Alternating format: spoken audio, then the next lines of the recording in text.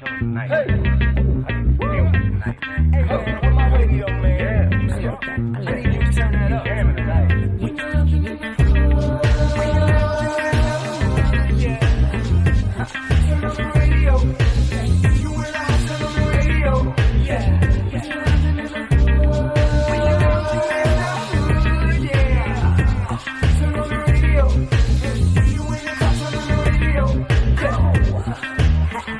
the way up like we in the club. Fly flashy, grown classy, so turn to the dub. Saturday mornings, no walk of shame, we fresher. 950 lounge, that's my guilty pleasure. I don't miss my favorite show, I put everything on hold. Work the baby, even the babysitter know.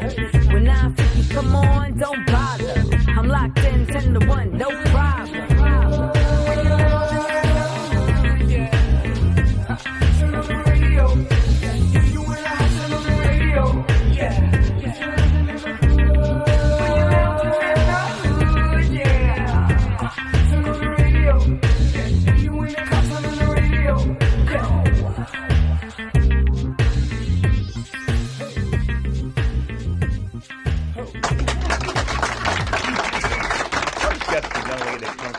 Brotherly love, one of their prodigal sisters that every morning reaches out to people and gives a form of encouragement to start the day. And Lord know we need it today. She's a book author, a mother, and just a phenomenal individual. We're going to learn a little bit more about her. Welcome to 950 Lounge and her maiden voice, the lovely, super talented Miss Sharai Robbin. What's going on? Good morning, hon.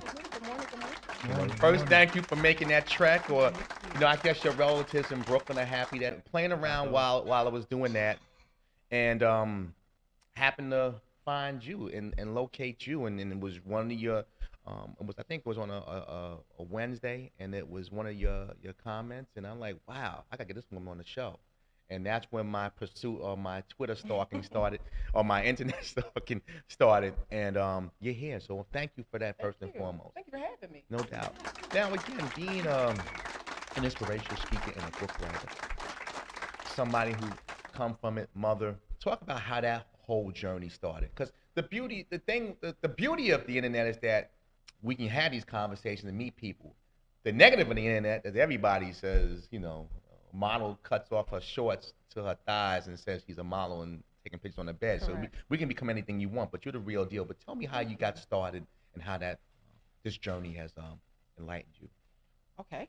So long story short, try to make it as quick as I can. No, you got time. I have always been a writer. So I fell in love with writing when I was 8 years old. I stumbled on a poem by Nikki Giovanni, Ego Tripping. And I was a latchkey, so I used to catch the bus home from school, and I read this poem, and it changed my life. I was like, you can do that with words? Wow. You allowed to say that? The power of words. Right. And for me, it was kind of like the first time I had ever seen a Black woman really just be full and confident in writing. Everything for me at that point was just reminiscent of depression, or it was examples of what people had gone through. I had never seen power in words that way. So it really resonated with me. And I said, well, I'm going to write. I just want to write everything I possibly can. Right. And that desire really orchestrated my life, my education. So I pursued writing in undergrad. So my first degree, my bachelor's degree, is in English and communication with an emphasis in writing. And then I just recently graduated, well, a year ago now, in May, with my master's degree in English. Congrats. So thank you. I started to edit in high school. I worked on the school newspaper. So the editing became a huge part of my life, just the critical part of reading, dissecting language, how words work, just an overall word nerd. So that kind of worked in my favor. Right. And then I decided that I wanted to write a book. Yeah. And it was, for me, I wrote a fiction novel because I felt like I couldn't see myself in urban fiction. I felt like a lot of what I read, the characters all looked the same, sounded the same, had the same issues. Everybody was going after the kingpin and his money. I was like, where are the sisters with jobs? You know, and it's fun. I'm so glad you mentioned that. And we have all different forms of media people, web people, movies, writers. And I never knock anybody's hustle. But I always try to tell people when they come here, I like to see somebody really challenge their environment. Like, I understand in most areas, you're from Philly, we're from New York, and in inner city America, especially in African American, Latino communities, we know the problems. I don't think you have to really look on your TV. You can open your door, look out your window, and know what's happening. But I challenge people all the time, especially when I talk to young people, tell me about close your eyes and dream about something maybe you don't experience. Tell me about a utopia in your head that you think that can happen that maybe, hey, you know what, if I can click my heels 3 times, it's real. And I think that's when a person like yourself who found the love and nurture of writing and reading, you just kind of just evolved beyond your area. For me, I took the charge. Like Toni Morrison has a saying that says, if there's a book that you want to read and it hasn't been written yet, write it. Right. So that was really my desire. I said, well, you know what? I'm going to write this. I'm going to write someone who is a real representation of what it looks like to get up and go to work and still have drama in your life, everyday life. But what is it to pursue more? You know, so that is where the character came from. And then for me, it was all of a sudden, that I pushed that out, and I got a bunch of rejections from multiple editors. And then one day, right before I was going to self-publish, literally less than a month before I was going to self-publish, I got a call from the acquisitions editor at Simon & Schuster, which is one of the top 5 publishers in the world. And they were like, okay, let's do this. And I was like, well, I was going to self-publish. So we had a back and forth conversation about it. I told them about the next project I was working on. They offered me a multiple book deal on the spot. And I was like, you can send me that contract. I'm going to sign that. Thank you very much. Stick with the beans and rice. I hear you. So, yeah, and then it just opened up from there, pretty much. At that point, then people started taking what I do very seriously. And that then opened up a window for being able to help people write and coach people through the publishing process. And now we're here. No doubt. No doubt. So I'm not a reader. I'm not a writer. I just put that out there out the gate. But what motivated you to share your talents with others? Because most people, you know, they might think they have a talent, or people tell them they have a talent, but they in their head they're saying, nah, I don't really have a talent. I just enjoy doing this on my own. This is my relaxation. It sounds like when you're writing and you're editing, it's a relaxation for you. What made you want to share your talents with others and say, you know what, here's something that I've learned. Hey, I want you to understand it, and let me know what you feel about it. So it's twofold. One, because I don't think that I'm better than anybody. Like, all of my gifts, everything that I've been given is because I worked for it. I worked hard for it. And it changes, my life changes because I applied myself and the favor of God. But for me, when I see people who are in situations where they're stuck, it's kind of like, well, you know, you can have this too, right? Like, you know, you don't have to be in this stuck situation. You can have all the abundant living. You can have all the good stuff. Like, you don't have to stay in this rut. So, you know, we skipped some things in my life story. There are some things that we haven't talked about. You know, I've been in handcuffs. My mom had to come get me from the Brown House. There have been some things that have happened. And when I see people who are in stuck positions, it's like, I remember being there. I remember thinking that life is, every situation is temporary. You know, don't invest in this because there's nothing going to good come from it. And then that changed when I started believing in myself and my gifts. And now it's here. So when I look at people who are in a rut, I'm like, no, get up. Come on. You don't have to stay there. So that's one. And then as an editor, there's that selfish part of me that's like, listen, y'all keep messing these books up. Let me just show you how to do this. Like, let me just teach you how this works. And everyone wants to be a writer right now. It's a big thing. Everybody's trying to put out books. The rap game has now become the writing game. Hello. Everybody wants to be a writer, but then no one, and people are like, oh, write your book in 30 days, do this. But no one teaches them how it works, how words actually work. So it's those two things together. I think it's kind of, and then we're talking to the lovely Sharai Robbin, book author, speaker, literary coach. Your first book that obviously got published by Simon & Schuster, Urban Royalty. Well, the title is Candace Rain, but it is a part of the Urban Royalty series. Urban Royalty series, my apologies. But talk about that. When you mentioned about, you know, handcuffs and mama having to bail you out in Philly jails, oh my God. But talk about how the evolution of the series is really, that relate to you personally in your life and your life development. So I wanted to see someone who looked like me. You know, I wanted to write a character, like I said, who I could really relate to. And now she's taken on a life of her own. So the sequel, I'm wrapping up the sequel as we speak. The sequel is Princess Homecoming. So we have Candace Rain and then Princess Homecoming. And, you know, we're working on possibly a third. But it was really about telling real stories about real people. And it's the combination. People ask, are you Candace? Is Candace you? And I'm like, well, Candace is a combination of my cousins and my sister and, you know, people whose lives a little bit of a Medea action going on. A lot going on. Yeah, it's real people. And I want that to come across, you know, and I want it to be relatable, you know, when she's trying to figure out, you know, if she can eat or put gas in her car. Like, those are some things that happen in real life. And it's not always just those everyday decisions are drama. So that's really the catalyst for me, is just wanting to be a representation of what was real. Right, no doubt, no doubt. Backstage, you had one thing we had before we go break? The one thing I wanted to know is, when you did your first book and it got published for your first book, how was that feeling to see your book inside the stores? And you said, Mama made it. What? Let me tell you something. I was the hypest person in the world. The book showed up. I was running around my house screaming. My mom was there. I'm like, look at how it was a box of them. I couldn't believe it. Yeah. And then the book launch was right before my birthday, so it was a huge event. It was so amazing. And then I would go to like different stores like Target and Walmart, and people would be in the book aisle, and I'd be like, that's my book. Look, this is my book. And I'd be standing there with the book like, hey, look. And I brought a couple of copies for you guys. Did you give them autographs? So I would be here like this is my book. Y'all see this? This is my. You should buy it. Oh yeah, I gave them autographs. Absolutely. Here, you want? So I was signing them in the store.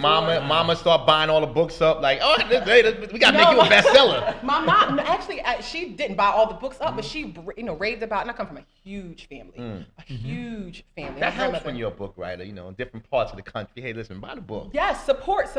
And I think that my family has always, they've never made me feel any kind of way about being a nerd. Right. So it was always like, oh, Ray, where's she? She got a book. She all right. All right, put the book down and then come outside. So it was never, I was never bullied or, bothered about that. It was always supported and encouraged. So when it came time for the book launch, my whole family turned up. It was a big deal. Now, did you take that first book? When you took that first book out, did you take it and put it someplace special and say, this is a book that's going to show my first book that I ever did, and I'm just saving it in that one little section? Like put it like in a little trophy case or something like that? I have a few on my shelf, and I have, so the funny thing is, it did so well coming out, we immediately went into third edition prints. So the first 2 print editions sold out completely. Right. So my first 50 books are limited edition. Like they're no longer in print at this point. You're now in 4th edition print for Candace Rain. So I do have my stash of the first editions. So that's your stash. You my from stash. Philly. Sharai Robbins in the building. This is my stash. We're gonna take a quick break. We're gonna keep it going. There's so many layers to you. You are just just layer after layer. We're gonna talk about some other things, obviously, how I found you, the motivational speaking, and then we're gonna get your opinions on some things that are happening in our world. Okay. 20 years yesterday, Biggie Smalls. 21. Yes. 21, right? Excuse me, 21. Wow. Yeah. Check, you was bobbing during the break. Yeah. Well, where was you at when you heard about B.I.G.? I was living in New Jersey. I was in middle school. Yeah, like 7th or 8th grade. Backstage feels really old now. I'm No, working 20 hours. Wow. He just hit you with the rodeo jab. Like this. He's like, you just took the always trying to hit people, rodeo. and the brother's like about almost the same age as me. I'm the baby, so I get That's away how you with are the this. baby. Yeah, but you keep drinking like that, you're going to pass both of us. But They got jokes. you was talking, I'm sorry, you said you was in Jersey. Yeah, that's where I was. I remember being about 12 or 13. And it was like, wow. Just recently I thought about it, that's crazy. There was something on the radio about just the Tupac issue and then Biggie. Right. And it was like, that really happened. And my daughter is 12. Wow. So she's lost when the conversation comes up. I'm like, that really is like, life just keeps going on. And now we're at 21 years. Yeah. Like that's major. Exactly. We're talking again, the writer extraordinaire, Sharai Robbin. If you don't mind, I want to jump in here real quick. Now, when you're writing, can you just write off the top? Because I always ask artists, rappers, so-called rappers, R&B singers, so-called R&B singers, when they're writing, I put quotes because there's a lot of fakeness going on out here. Heavy quotes. When you're writing, do you have to be in a mental state of, okay, I'm gonna bang this out in X amount of time, or is it just I can write a few notes here, I write a few notes here, or all right, maybe a few pages here, and then maybe a month later I'll put everything together and make it one whole book? Or do you sit down and you get the type in and you just bang it out and just push all the way through? So that really depends on what I'm writing. I like to go through. I don't like to stop because then life is busy and then something will happen and you'll never get back to it. Right. So especially for like fiction writing, I try to get through the first draft as quickly as possible. So I'm going, that first brain dump is major. That first draft, just get out. I feel like I equated to that morning after when you have had too much to drink and your stomach is rumbling and you got to get it out. That's how that first draft to the is. right person. You gotta man up on it and say I'm gonna keep you down, and then just start eating and drinking water and just hold it Just in. said she understands me. It's all right. That's not all right. That's all right. You gotta remember, you did it to yourself. Now you gotta deal with that pain. Sharai So, and saved you walk him. around with pain. That's Yeah, what happens that's with all right. writers when you're holding on to your story and you don't let it out. Yeah. You're walking around with the bubble guts because you need to go ahead on and let it happen. So that is what happens. You need to go. Sorry, ahead we and let it interrupted out. somebody's Fruit Loops on the bubble guts. I'm just saying. Yeah, You know, so for me, I definitely take the first draft and try to get through it as quickly as possible. I don't like to delay that process. And then I go back in and clean it up and, mix and move things around. And for nonfiction projects, I have to outline it first. I need to know what I'm doing. I have to be crystal clear. What is the purpose? What is the point? What am I hitting in this chapter? What are we outlining here? And everything has to go back to the purpose. So it's a lot more constructed in nonfiction writing, whereas fiction is a lot more free. You get to move things around and have some more creativity in that space. Do you see this, everybody? Let's give this young lady a round of applause. I'm gonna go back to an old school show that don't know about this, but it's all right. I'm bringing a round of applause here.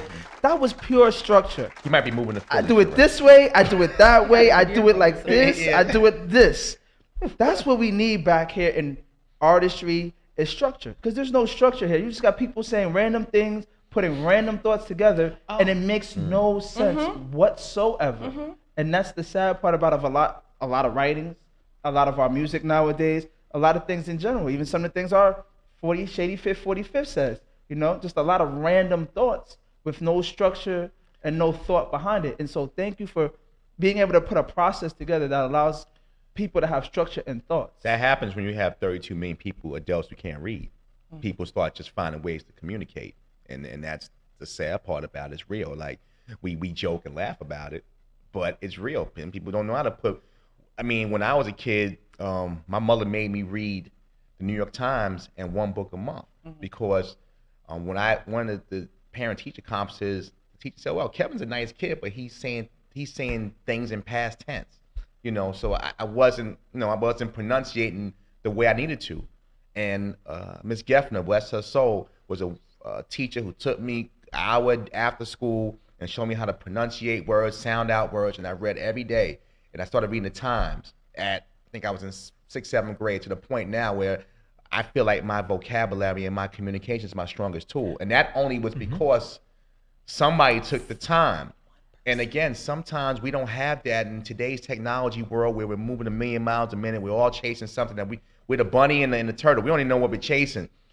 See, to get cut in right there, it's not only because of the fact of the people don't like the technology and everything else like that. It's that now most schools don't even teach penmanship. Right. They don't even teach a lot of different things out there no more. So like their biggest thing is that they teaching the next kids on how to pass the test. But it's bigger than kids, Ed. We have adults. We have functioning parents that can't read. But that's because of the school. Because they went through the school system. Right. Because they went through what is considered a banking system of education, which means they pour it into you and they ask you to regurgitate it back onto a standardized test. So there is no creativity. There is no one giving you an opportunity for imagination to spark and telling you that this matters. What you think, what you feel, all of this matters. And then there are very few people that then take that and help you build from the thought beyond that. And so what I love about what you just said is that you remember that teacher. Yeah. And that so often you can ask somebody, there's always one person who was influential in somebody's life. So for me, that's a major reason why I do what I do. Yeah. Because I like to be able to say, if nobody told you that your story matters, your story matters. And let me show you how to write it. Let me show you how to bring that to life. So I love that. Miss Geffner, let me not forget one more person, Miss Macmillan, who actually joined my mother's church. She was a school teacher and used to bring workbooks across the street and have me do the work and made sure I did them before I watched Rickety Rocket or whatever was on. Question for you, what happened to your brother? Well, that was 4 years apart. He was already beyond. So, Sharai, you came on the best day because you don't have our intellectual cast member here. Yeah. The Rodeo man. Yeah. Did you ever watch Living Color? Remember the Living Color segment when Damon Wayans was the institutionalized brother in prison? Yes. Well, that's my brother when he remembered Dad's words. Let me digress my bowels. Let me release my bowels on the situation. Yeah, you say a random word, but the word makes no sense. So he has black Tourette's.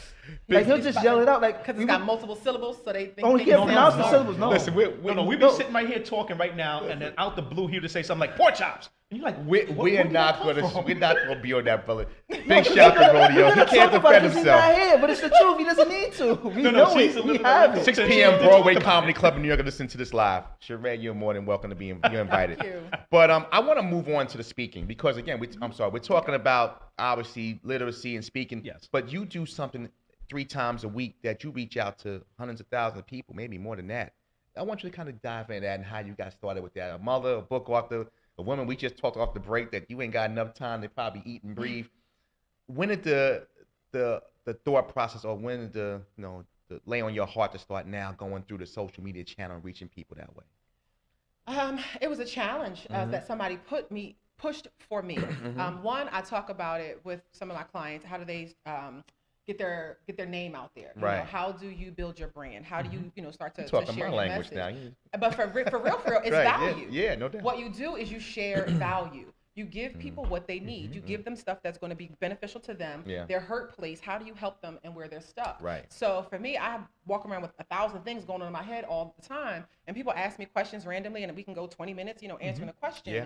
But then I said, well, what happens if I can just share it with more people? Right. But even then, I was a little hesitant, and I would do Facebook Lives about my family or my children. But I was actually challenged by another motivational speaker, and she goes, she played me, really, she did.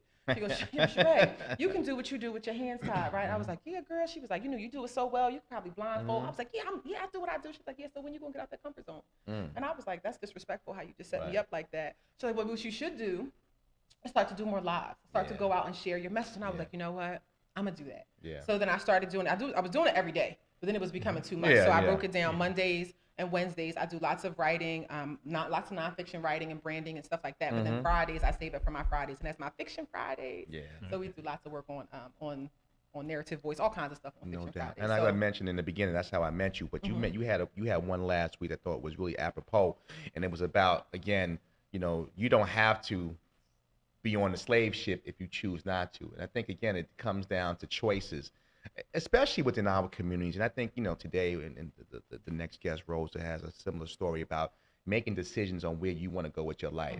Like we all, even though through tough schooling, neighborhoods, and environment, I'm still a believer that we have the ability to change our game. If you wake up above dirt, you have a chance to be great. And I say that to people all the time, and they think it's just cliche, but it's the truth. I believe that. So with that being said, that word of encouragement you said last week, somebody hit me on it and said, wow, I heard something in this. I said, it's amazing. She's coming on my show Saturday. Wow. So again, keep doing what you're doing, sister, because you're touching a lot of people. Thank you.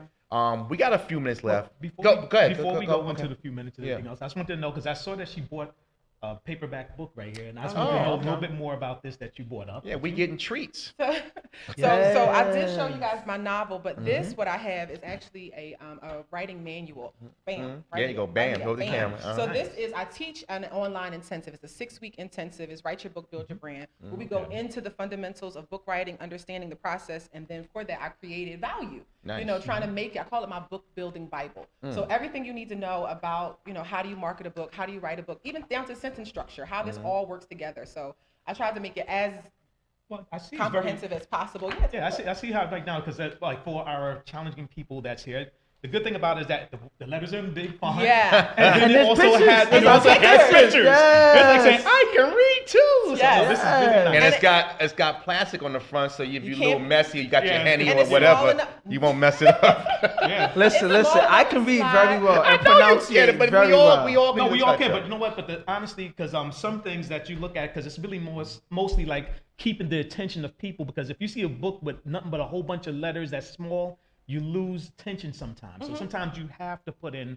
a couple of pictures or make the fonts a little bit larger to keep people's attention. And for me, education is about engagement. Yeah. So you have to make it, so I teach this. So I have to make it appealing. I have to make it interesting. I have to, keep motivational stuff in here as well. So you saw that one page. You can do this. I have to make sure that people are constantly moved, because writing is not an easy process. Right. So you have to keep them going through the process. I stop in some of the sessions that I do, and I'm like, you guys got this? Are you good? Do you have any questions? This is where you ask the questions. Don't leave here and still be curious. So you have to make it engaging, and that's a part of why it's designed that way. Well, we gotta have you back, because there's so many layers. I mean, we didn't even talk about some of the things you do with Black City TV, and so there's a lot going on. That's a good thing. I do. It's a good thing. I do a lot. But before we get you out of here, obviously, again, you again in your won't mention your age, but in your adult life, you've done a lot of things. You're a published author now with on Simons and Schuster. You're a writer. You're a motivational speaker. You're a mother. You're a temple owl. Give me, where's the next stage? You've gotten this far. What's the next stage for Sharai? And where do you see yourself going? If you can close your eyes, which I know you probably have visualized it, where do you see yourself in the next 4 years? So I'll be a millionaire. Okay. So that's the that's first mean thing. you're gonna be hanging. We're definitely gonna hang because we have millionaires hang together. That's so we're right. gonna get, and my goal is to get that to that this year. Yeah. But really, it's in business. So there's gifts and talents that I have, but understanding how money works is a big part of what I'm working on now. So understanding getting onto, if you have ever read Rich Dad Poor Dad, Robert Kiyosaki, get into that right side of money. So I am at this point now a business owner. So what I'm doing now is training up my team and my staff because I can't do it all. I have 100 people in my inbox asking me for an editor, but I can't reach everybody. So now I am creating, and what I have right now is my team of bays. So they are my A little Beyonce, huh? B-A-E. So it means badass editors. So I have my team of literary bays, exactly, and they are very intuitive and helpful. So I feel like it's just like on a mission. So I disperse them, and they get to go out and help other people where I can't always. They're phenomenal, and so that's where I am at this point. Is building up my team, going to as many conferences and meeting people as I can, and just helping people write quality books, and then learning how to turn their stories into content, workshops, journals, that kind of stuff. So because there's so much that you can do with your message and your story, but people miss that step. And one thing that people forget, no matter what book that you've written, everyone needs an editor. So creating this team of my bays is where I am right now. Sharai Robbin. Wow. Tremendous story. Get you a bay. Where can people find more information about you? Buy the books, the workbook, and the books.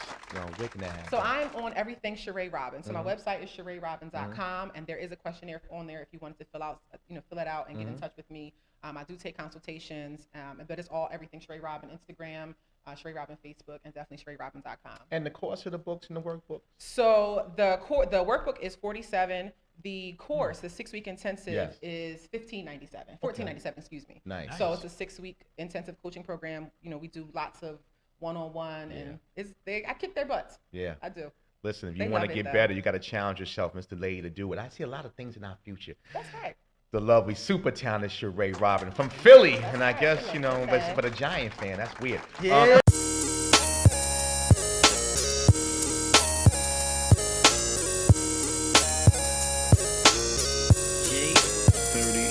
Yo, can I get it in the morning? Every Saturday I be up, know your name. 950 Lounge on Square.